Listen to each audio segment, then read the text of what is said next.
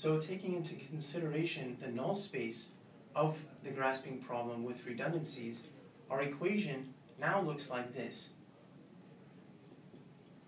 Our f value equals the pseudo right inverse of the G matrix or the grasp map times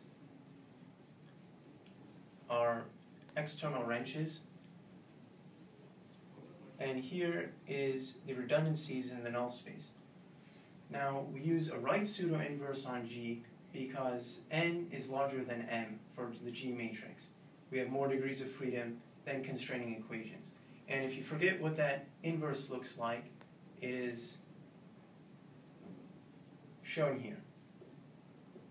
Pseudo inverse right equals G transpose times G times quantity, G transpose times quantity, G times G transpose inverse.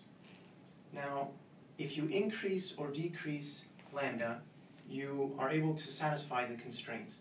The internal forces N must satisfy this equation.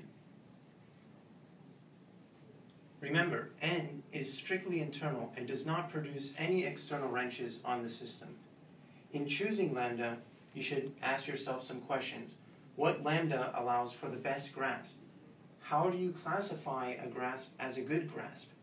Well, one way we'll discuss this is by using grasp quality matrix. But let's now conclude our example.